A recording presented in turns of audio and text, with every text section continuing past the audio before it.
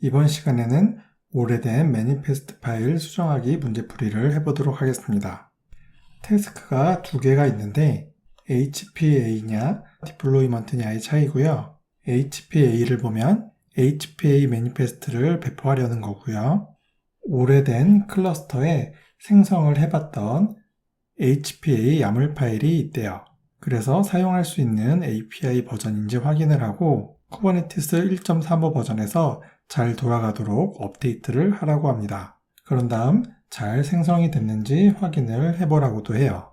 이 파일을 열어서 잘못된 부분을 수정하고 배포를 하는 문제인데 샘플이 두 개가 있다고 보시면 되고요. 시험에서는 다른 리소스가 나올 확률도 있겠지만 이 두 개를 해보면 어떻게 풀어야 될지 감이 생길 거예요.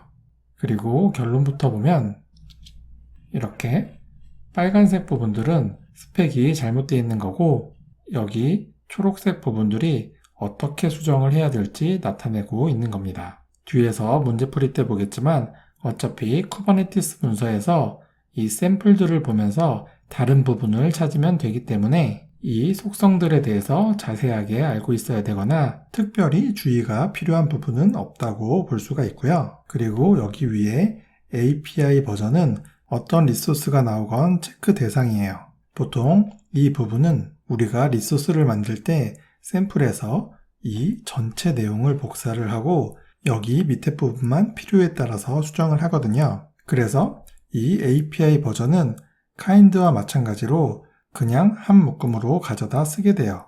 그래서 굳이 디플로이먼트의 현재 API 버전이 뭔지를 알 필요가 없기도 하고 여기 이런 표기에 대해서도 깊게 생각하지 않게 되는데 이번 기회에 살짝 짚고 넘어가 보도록 하겠습니다.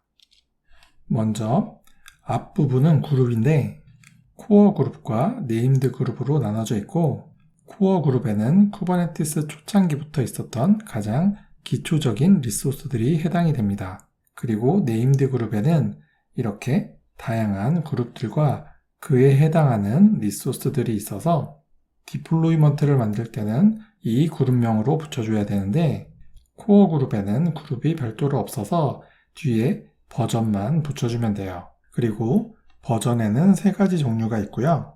알파 버전은 새로운 리소스가 만들어지고 난 후에 초기 단계로 테스트를 미리 해볼 용도로 사용을 합니다. 근데 굳이 안정화되지 않는 버전을 미리 테스트해보는 경우는 별로 발생하지 않을 거고 기본적으로 비활성화가 되어 있기 때문에 쿠버네티스를 설치할 때 이 버전을 사용하겠다는 옵션을 줘야 쓸 수가 있어요. 그리고 베타 버전부터는 바로 사용이 가능하고요. 스펙의 세부 사항은 바뀔 수가 있지만 그래도 큰 틀은 유지가 되기 때문에 이 베타 버전부터는 마음 놓고 사용을 하셔도 돼요. 그런 다음 시간이 지나고 기능들이 픽스가 되면 최종적으로 안정화 버전이 되게 됩니다. 그래서 이 문제를 보면 오토 스케일링 그룹에 있는 HPA는 V1도 지나서 V2이기 때문에 구조적으로 큰 변경사항이 있었을 거라고 생각을 할 수가 있고요. 이전에는 베타 버전을 사용을 했었겠지만 현재 1.35 버전 기준으로 보면 이걸 쓰고 있기 때문에 기능들이 안정화가 됐다고 생각을 해볼 수 있게 돼요. 그리고 디플로이먼트를 보면 예전에 익스텐션이라는 그룹이 있었고요.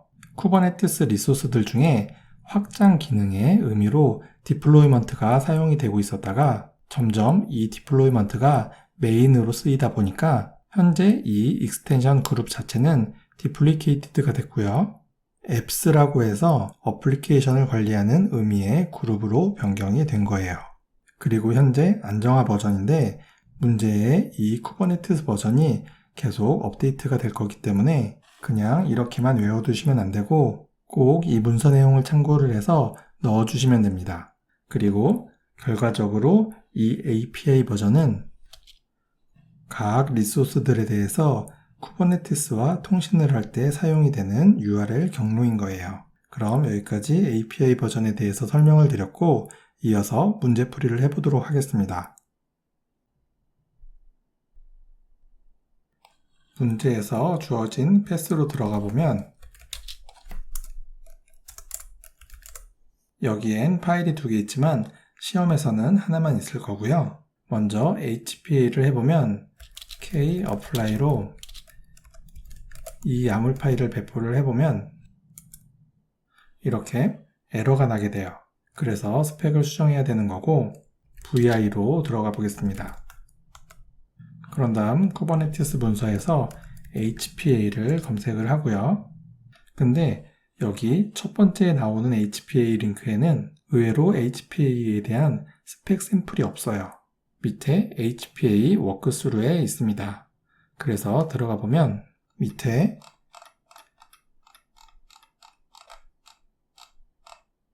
여기 이렇게 HPA에 대한 샘플이 있어요. 그래서 이거랑 비교를 해서 이 스펙을 수정하면 되고요. 먼저 여기 이 내용에 따라서 버전을 수정을 하고 그런 다음 여기 스펙 밑으로는 내용이 대체로 비슷하고요. 여기 매트릭 부분이 좀 다르죠?